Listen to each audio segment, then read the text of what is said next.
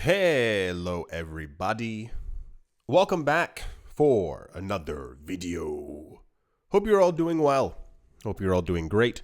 Hope you're all doing fantastic and that you're all having a wonderful day. Leave a like. It's a free and easy way to help out the channel. It's also like super easy. You drag your finger over to like the little thumbs up and you like click and then it's like, oh my gosh, I did it. I liked the video. It was super simple. And without any further ado, let's jump right into it. Welcome back to another exciting installment of Bitcoin Go Higher. People do things because Bitcoin rise in price, money, news. So, in case you've been living under a digital rock, the cryptocurrency market is in good spirits. Even if we have a day where prices might trend sideways or go down by almost knocked my phone off the table. That was terrifying. Wow, why is it so close to the edge? Hold on. There we go. That was, geez Louise, my hand like smacked it and like it almost like teetered off, but I did like a Spider-Man thing and I caught it really fast. It's in a case, but it's still terrifying. We're at the point right now where speculation is aboundier about Bitcoin going to 150,000 US dollars relatively soon. Remember how like I made a video? I remember this. I made a video like a month or two ago and I was like, oh my gosh, like we only got like eight weeks left. Oh, isn't this crazy? And then like it actually is like in that exact same time frame now. Basically, people have been predicting a $9 million Bitcoin for as long as time has basically existed. But now like everyone's kind of ramping it up. Also, on top of that as well, people have not stopped buying Bitcoin. If you missed any of the last 9,000 videos on this channel, people keep buying Bitcoin. Whales are buying Bitcoin. Rich people are buying Bitcoin. And now even people who already have present tense and egregious, dare I say, amount of Bitcoin were like, actually, I want a lot more. So just to keep all this in mind, I am of the group of people who thinks that Bitcoin belongs to the people, to the common everyday man, if you will. But the news keeps on rolling in that the rich people realize that this is going to make them wealthier than they've ever been. We've had speculation for, I mean, it's been a while now that the idea is that the first trillionaire might actually even come from crypto. I know there's a lot of rumors and stuff, rather not rumors, but like I saw the expose. I think it was from CNBC. They have a lot of fluff pieces. They had something recently where they were like, is Elon Musk going to become the first trillionaire? And I was like, maybe. I mean, that's how greed typically works, so I don't really know. It says as Bitcoin re-enters a bull market, companies and investors alike are making bold moves in anticipation of the cryptocurrency's future potential. Understatement. We are now, at least at the time of this year, everyone's anticipating a $500,000 Bitcoin sometime throughout 2025. I assume logically, by the point we get to a $200,000 Bitcoin, people will up that number to 700,000. I mean, crazier things have happened before. It's not like there's a lot of it left. While MicroStrategy continues to expand its massive Bitcoin holdings, we heard recently, this was like a month or two ago, MicroStrategy does this thing where they say that they're going to do something, and then we think it's going to happen like months later, but then it ends up happening a lot sooner than that.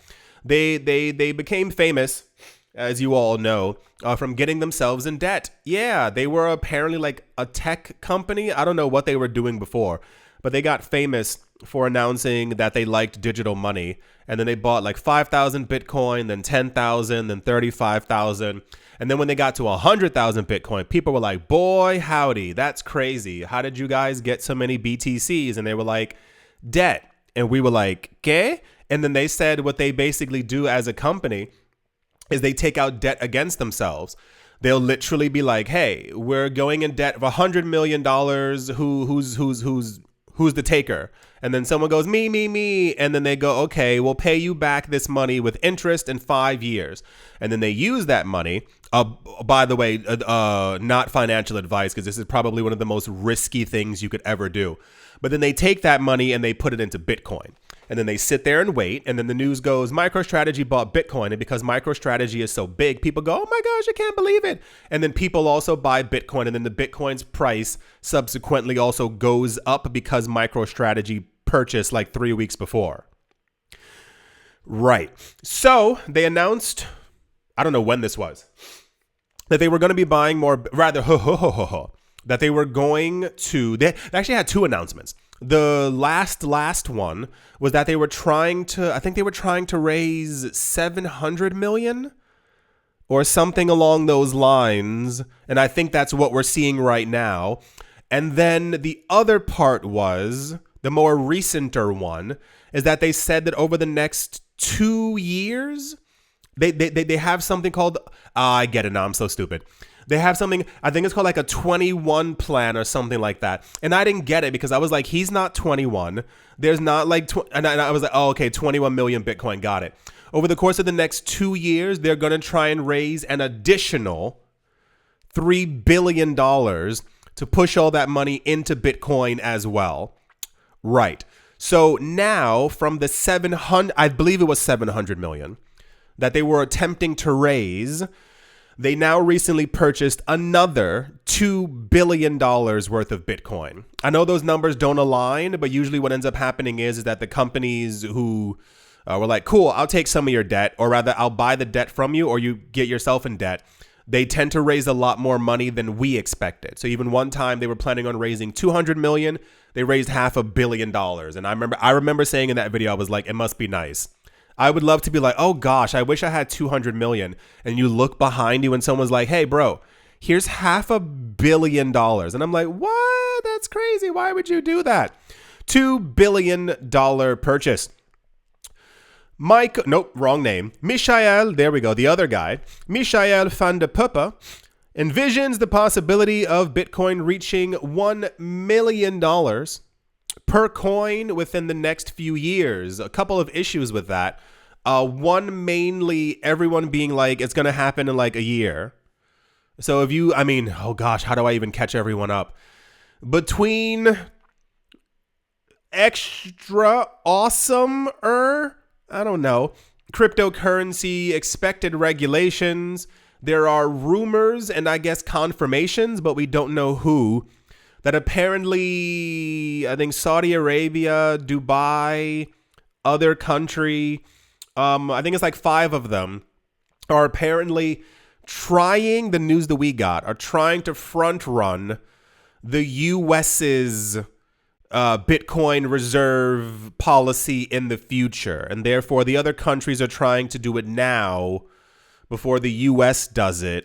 And people think already that because of life, that we'll probably get to a $500,000 Bitcoin. Exclamation point, period, comma, I don't know. The next step people think is going to be, if these countries announce indeed, that is to say the US, 5 other countries, announce that they're also buying up Bitcoin as a monetary reserve, that other countries would also then pile in and do the exact same thing. This would then set off hedge funds and banks and institutions who would go, oh snaps, we got to buy it right now before everyone else does. And this would propel us essentially to a $1 million Bitcoin next year. You know, we need a couple of puzzle pieces before we get there, but this is the current discussion.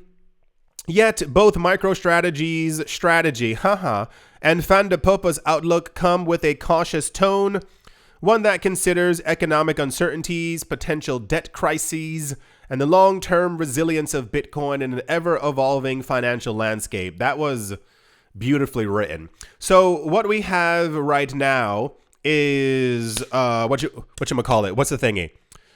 Interest rate decreases, got it. Debt rising, check. Countries turning back on the money printer, awesome.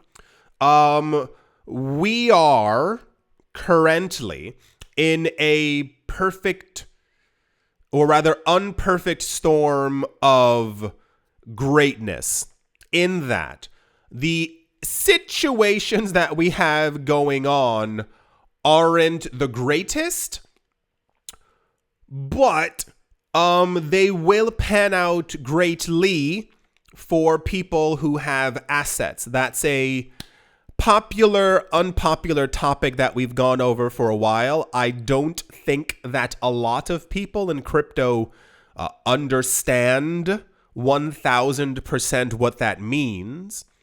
We are being, excuse my French here, we are being thrust into a world where the consolidation of assets and of the riches is moving so far in one direction. Not the music, is that a musical group or an ice cream? That people are now figuring out, and I wish they had before, that it's the asset holders who are going to benefit. So I saw a number of articles, as they're called, online, talking about future economic policies of the US and China and the UK and a slew of other countries. And basically, once that money printer gets turned back on to kind of like make sure that the economy is like doing okay. And I mean, the economy's not the stock market. Don't get those confused. It's more so that, and I, lightly say this, so that companies have more money, or it's easier for them to hire people, job numbers go down, subsidies in some sort of way to like mitigate like rent so that more people aren't kicked out of their abodes and other things like that. However, because the money printer will be turned back on and we're seeing like the drips already happening around the world, this will increase inflation. However, in a wacky world kind of way, inflation will affect us all, got it, but it'll affect other people far less. In that, if inflation is currently, I think was it 2.6 or whatever number they gave us a couple of days ago, if it should rise back to 8 or 9%, which is what a lot of analysts think is going to happen next year, assets also rise with inflation as well for a number of factors. But if your assets rise by, let's say, 76% at the same time, when inflation goes up by 9%, you are you are affected by inflation, but not as bad as everyone else, as people who are not holders of assets. So this is why a lot of times it needs to be held in the viewfinder for a lot of people. When I tell you that, Bitcoin was at 16,000, look at where it is now. Like crypto, even I think the first 2 weeks, it's definitely 2 weeks. 2 weeks of November, a number of crypto coins rose by like 40, 50, 60, 70, some by 200%. That's nearly impossible for any other asset class. And you have essentially mathematically hyper outpaced inflation for the next couple of years, if not a decade or so, if you will. So that's kind of one of the ideas, that we are on the cusp of something crazy. And it was always predicted years ago when I got into crypto. Remember I told you a lot of people similar to Andreas Antonopoulos, like a lot of these people have they've not disappeared. I assume that they're not as hypey. These people gave like actual information about what was going to happen in the world. But of course, money, big money, like that kind of thing sells far, far more compared to like actual news and what's going to take place. And everything they said is taking place. So it's like a little weird. If you find old videos of Andreas Antonopoulos talking, and I mean from like 2013, 14, 15, 16, 17, that kind of thing, before he was doing these like close-up face videos, when he was actually giving like talks and discussions and walking on stage, he kind of spelled it out. He said like we're in like a huge debt problem. And he said the only thing that governments are going to figure out to help them is Bitcoin, because the economic policies of the governments is basically to like put a gigantic Band-Aid on it, and the Band-Aid is more money. Like they don't really know what else to do, and they can't really do anything else. The idea of a gold standard even is also like, it's not passe, but you need so much, like you need like 30, 40, 50 times as much gold as you would have had in the 70s because of how much currencies have inflated. It's not like having, like some amount of gold and simply going, okay, our currency's safe. No, you need like an enormous amount of it. But gold has also inflated. Like we find more and more gold. That's what I've been saying for a while, but people were arguing with me back in 2017. Our technology increases. Like we get better at it every single year. We know how to dig deeper every year to find more gold than we've ever had. Like it's a continual loop. And in the next 100 years, we will have technology that can see 30,000 feet beneath the surface and to know exactly where the gold is, but you won't be able to create more Bitcoin that way.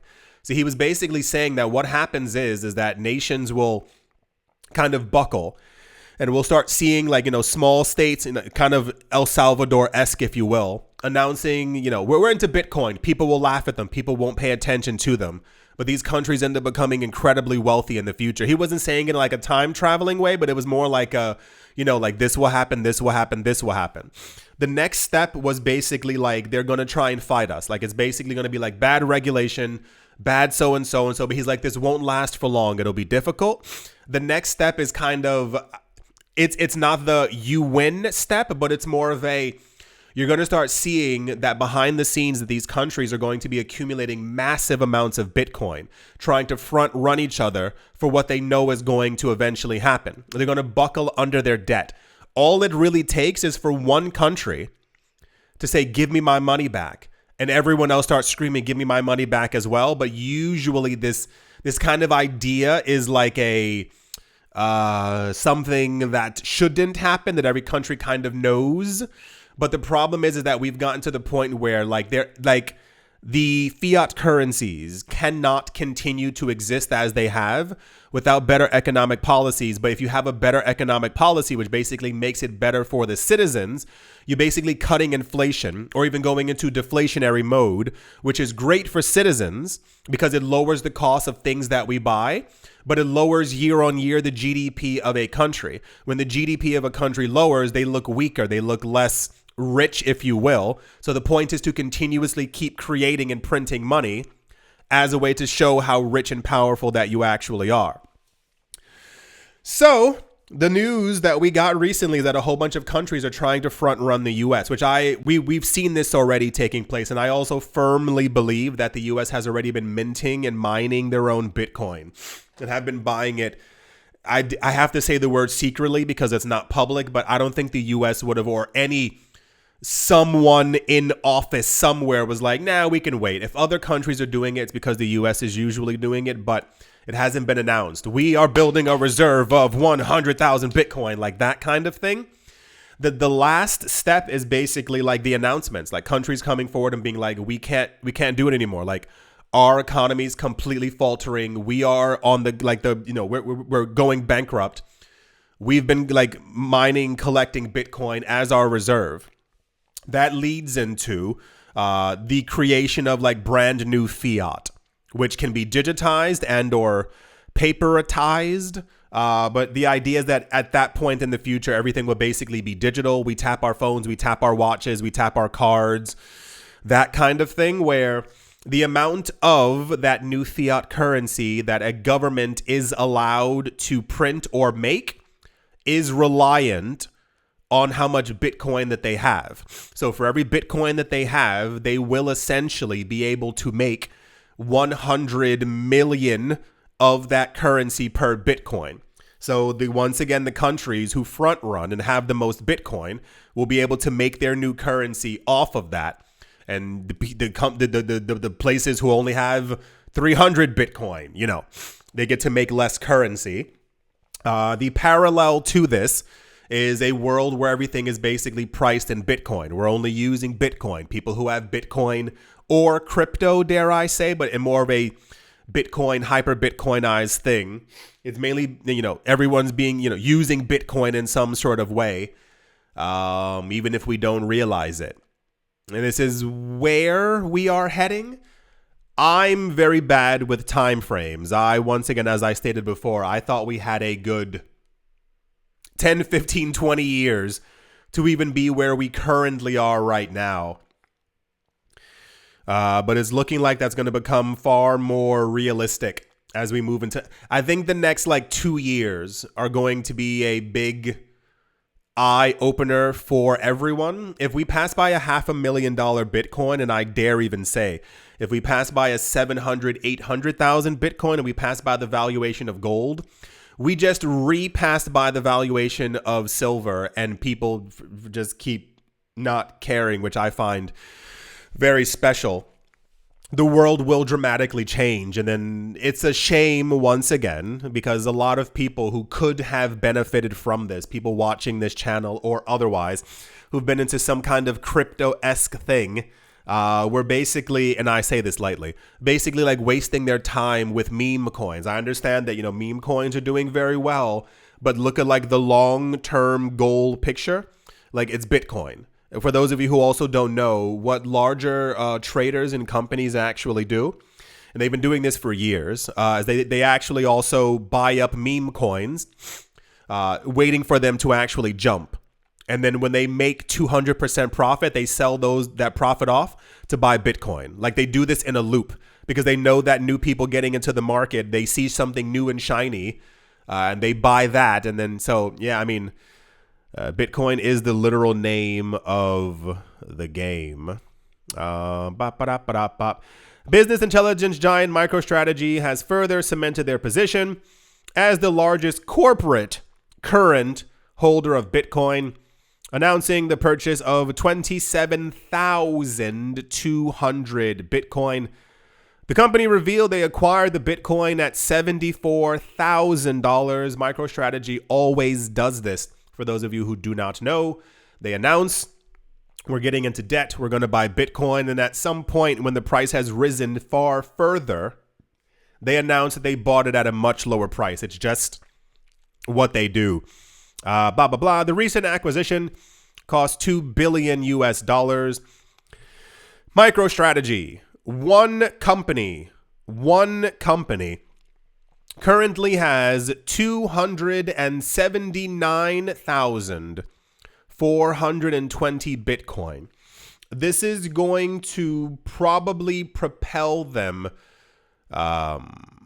into a position where they're going to be probably richer than 80 or 90% of countries on the planet. What I wish more people spoke about, and this will be a greater topic of discussion, is being able to make yield money from Bitcoin, as far as wrapped Bitcoin and stuff like that. If you've been missing the conversations that we've been having, I'm seeing it sprinkled online in a couple of articles, but it's not. People are focusing mainly on the price as opposed to future utility, if you will.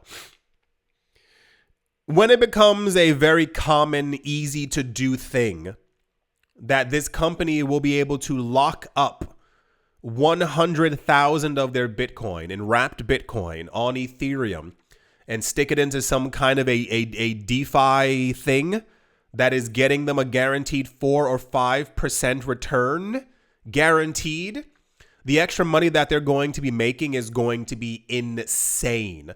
I'll give this to you more candidly. I wonder what this actually means for the wider scope of people in crypto and people also holding Bitcoin. People really are underestimating what passive income is going to do to people in this market. one of the larger misconceptions about life is that rich people actually work for their money. If you've done it, put your hand down. Congratulations for you. Like, no one's talking about your corporate job that you have. It's great that you're a millionaire. But what most rich people end up doing is you find a way to like make 6 figures, 7 figures. You throw that into different things. You throw it into housing, you throw it into stocks, and like the passive income that you make from the dividends and from the rent and stuff like that can be rolled over. You get extra equity, like all that extra money allows you to purchase new assets.